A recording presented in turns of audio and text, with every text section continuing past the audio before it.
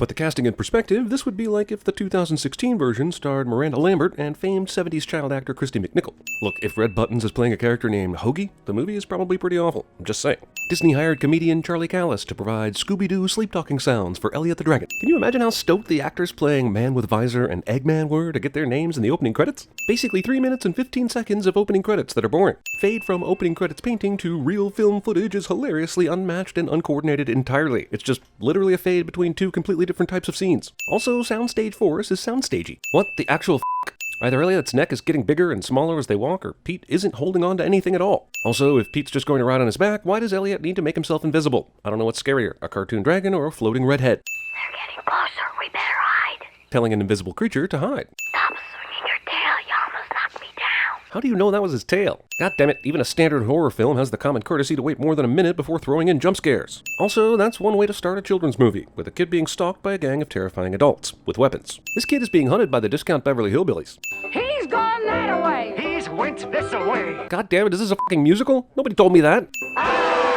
It's funny because they want to beat a child. We miss you. We miss you. Then explain the agitated yelling and the gruesome torture you later describe. We'll slave while you go fishing. You'll get permission. This is the first time in CinemaSins history I'm going to pause the movie and email Chris about how much I hate his ass for putting this bullshit on the schedule. Please hold a moment. Dear Chris, what the f*** are you Happiest home in these hills. We later find out we are in Maine, which brings up this question. Why are these Appalachian clampet-looking f***s living in Maine? Put his head in the river, let the pup drown. Tie him screaming to a railroad track. Well, this song is dark as f***. No wonder this kid starts seeing cartoon dragons after living with these assholes. Also, are they murderers? Why do they want him back so bad if they're gonna kill him? Choreographed redneckery. Roast him gently so the flames won't hurt. That's kind of horrifying. Pete's Dragon, the fun family movie about cannibal hillbillies out to kill a mentally ill young boy. Can't imagine why this wasn't a hit. Pretty sure this guy's wearing an actual Civil War hat. Convenient sloppy mud pit is convenient. Well, this is my first viewing of this movie, but I utterly despise it. Not 10 minutes in, mind you. Kenny Loggins' bumpkin must have the strongest neck in existence in order to support the weight of his entire body after a fall. This opening scene kind of demonstrates why this movie should have zero conflict, right? Dragon knocks asshats into the mud. He and Pete move along, repeat as necessary. I mean, what am I missing? Paid our last $50 for Pete, plus 50 cents legal fees. This movie takes place entirely in the early 1900s, so $50 is a lot of money, but 50 cents isn't really too hard to swallow, especially if you have $50 to pay in the first place. Also, these people seem seedy as shit. Why don't they just kidnap a kid if they want one so bad? This kid is excellent at hiding, but he's also got a dozen ticks by now, which he surely won't know to look for and remove, so basically Lyme disease is inevitable.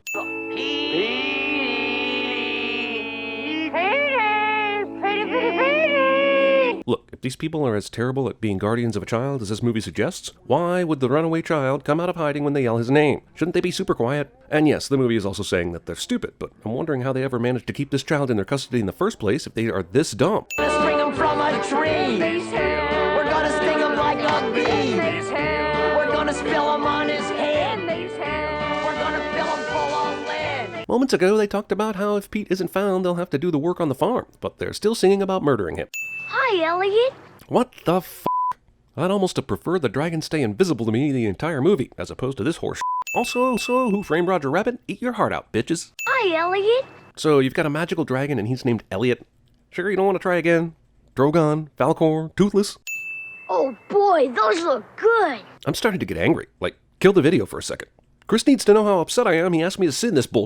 Dude, have you seen this movie? I don't think so. I think he just put it on the schedule and assigned it to me because there's a remake coming. But this is some repugnant dude. And the worse it gets, the more I blame your ass. Just FYI and asshole. Introducing the most anatomically unfortunate dragon that has ever existed. Why is the red fruit he picked off that tree suddenly purple when animated? That's an apple tree, not an apple and plum tree. The director said, take a bite of this apple. It'll make you look like even more of a red-headed asshole. You sure changed my life. Pete must be talking to the larger other invisible dragon that is behind Elliot's left shoulder, because he is definitely not looking at Elliot.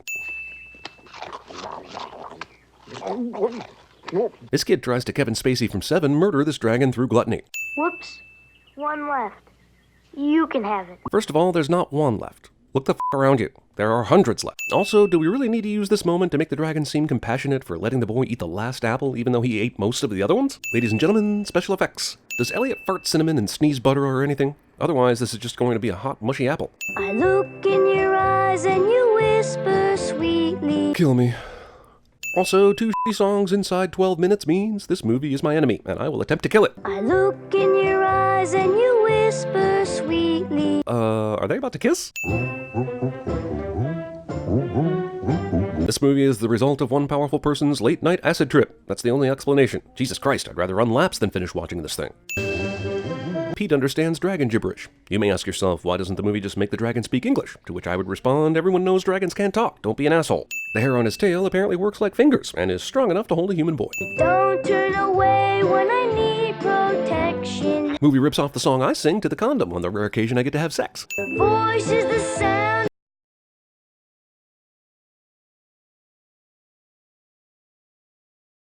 Seriously though, was this song supposed to be in another movie, starring adults, in love? Also, Pete clearly has never heard an angel singing, but come to think of it, neither have I. Pete must know something I don't. I'm counting it as a sin anyway. I just realized I should have taken drugs before watching this movie. I could be having the time of my life right now. Hang on.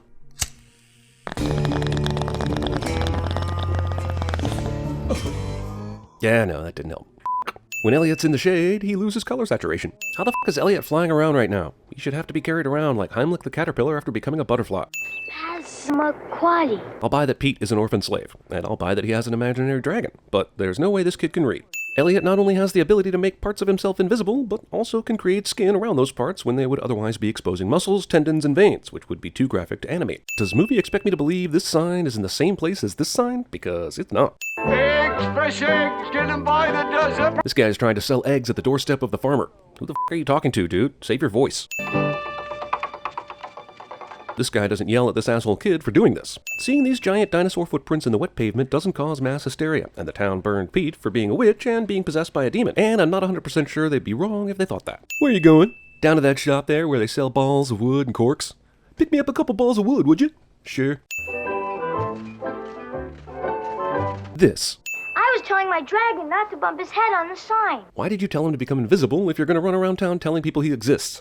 You're not one of my pupils. She's just now realizing this. What school are you playing hooky from? This town has more than one elementary school. I knew it. That's just what this town needs. Another ignoramus. Instead of inviting this kid to join her class, she calls him stupid and then walks away. Giant bumbling Elliot has the sudden dexterity to lift her skirt and delicately put her undergarment on a nail, even though there's very little room for him to be in a position where he could do this in the first place. Passamaquoddy is a beautiful community where the sun always rises and the sun always sets. So it's just like every other fucking place. The fucking Ed guy's just been walking around town gearing up for this pratfall for the last 5 minutes. He walked through my cement with his big feet. I'm no detective, but I normally don't associate giant three-toed lizard footprints with a kid's feet. No one sees the kid hide behind these obviously see-through traps. Elliot, you spoiled everything. Hey, it's not the dragon's fault the town is full of assholes who want to throw a truant orphan in jail. It's funny because he suffers from debilitating alcoholism. Hey, you look terrible. Not sure if it's the bad drunk acting or the bad animation that's causing Mickey Rooney to look past Elliot, but still talk to him. Either way, it's a sin. With eyes of red, a lion's head, and wings as dark as night. Jesus, he is drunk. That's not what Elliot looks like at all. Definitely battery and possibly assault. These guys really know how to waste some beer. All of the barrels around the bar rotate in place, and all these drunk idiots are able to run on them without falling. Well, this bar is ruined. Hey Elliot, instead of burning your flesh with a hot stick, why don't you just draw lines in the sand to play tic-tac-toe? Elliot forgot about his invisibility powers. Dear Chris, no, seriously, do you have any idea how much I hate you right now? You don't? Let me count the ways. Pete is an asshole who cheats at tic-tac-toe. Where did you get that bruise? Mr. Gogan, I was milking the cow and I missed the bucket. So Mr. Gogan hit me.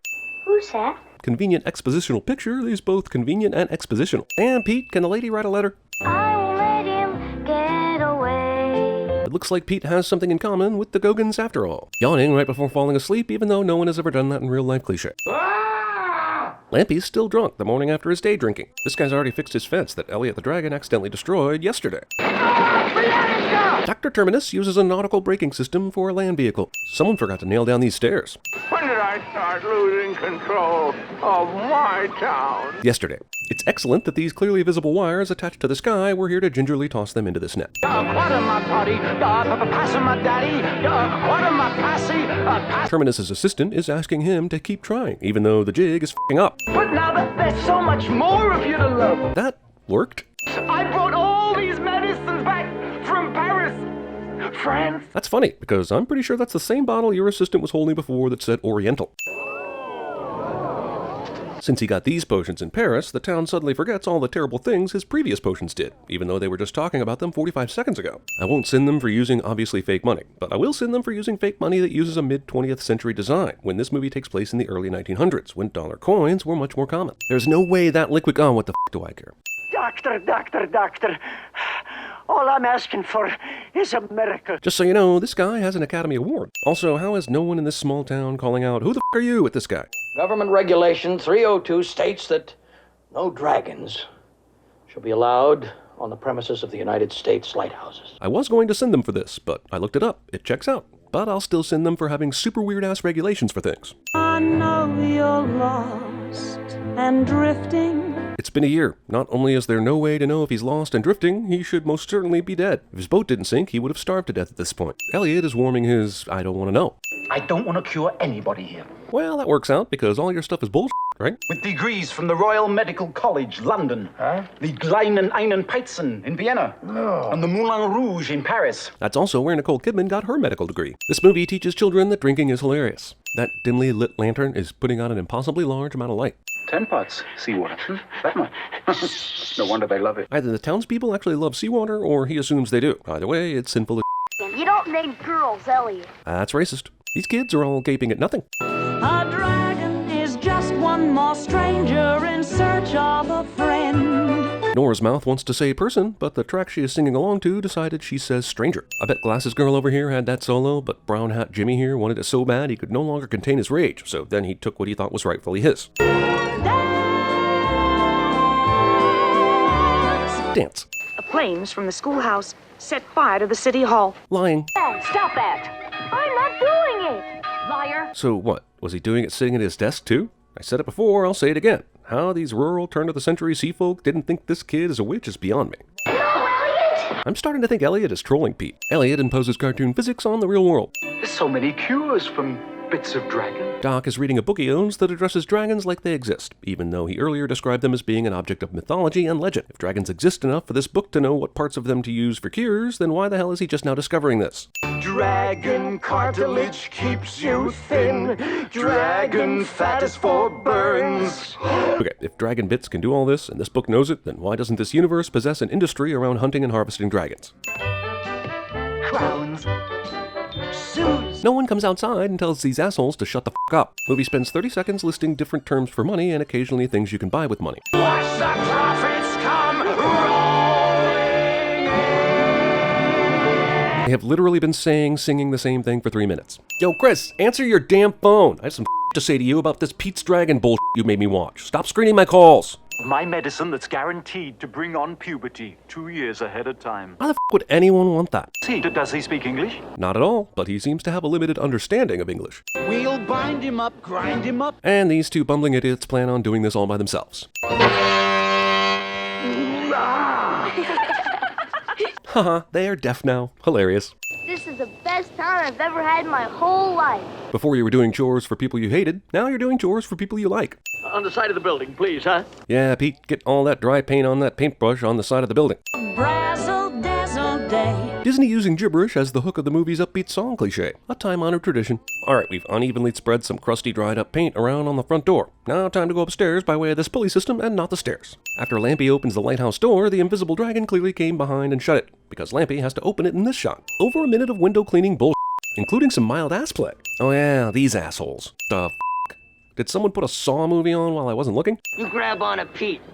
Well, I'll hold on to her. This is the second time I've gotten a pretty strong sexual assault vibe from this movie, so I'm just gonna add 5 sins for that being okay in a Disney movie in 1977. Cause we gotta build a sail right here. We gotta build a sail right here. We gotta build a sail right here. These ultra-repetitive songs are the reason why this movie has a ridiculously long runtime. Elliot blows up their boat, and somehow the occupants of said boat fly out of it one at a time. I got this terrible ache in my back. She has 2 Academy Awards. Or maybe put him on a ranch, breed him. Breed him with what? I don't think Doc knows how breeding works, unless he has a girl dragon we don't know about. You don't have to make believe your only friend is a dragon. Nora still doesn't believe that Elliot exists, even though she's witnessed most of the mayhem he's caused in town. No! No. Also, everyone is terrified of this dragon that has done nothing more than pull a few Paranormal Activity ghost pranks. He trusts you. You're just making shit up now, movie. Suddenly, a tsunami hits the lighthouse and puts out the light to help manufacture an additional conflict. I'm glad they lured Elliot out of the cave before this wave hit, or he would have drowned. The Gogans keep Pete's mouth uncovered long enough for him to squeeze out an Admiral Akbar. Did they tilt it way up when they discovered that the dog's foot was tied to the rope? Or did this just happen for no reason? I guess this whole movie just happened for no reason. Also, I don't think a harpoon could even kill Elliot anyway. The only thing that could kill Elliot is possibly dip or cancer.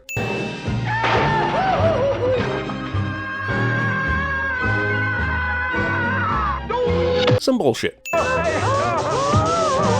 On the day of shooting, they realized they didn't give the townspeople a reason to like Elliot, so they just came up with this shit at the last minute. Movie expects me to believe that Elliot fit through that door and can walk up those stairs. He's real. We've got 5 minutes left, and she's just now realizing this. Elliot is attracted to Nora, even though he's a different species.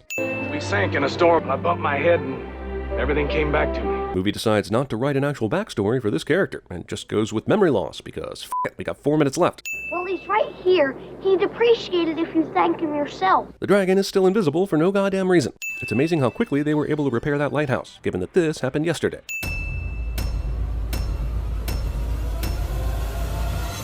Please, my insides hurt.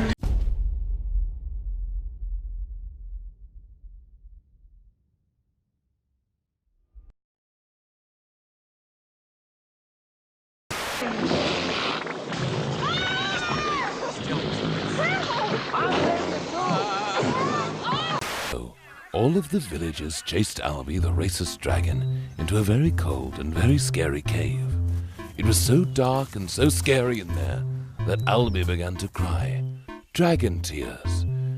There's chowder on the stove. Chowder. Hey! There's therapy on this! What are you saying? You're a bunch of superstitious ding-dongs. I'm not superstitious, but I am a little stitious. Mickey Rooney! 64. 63. Done. Restore and restore up. Done. Wrong stroke.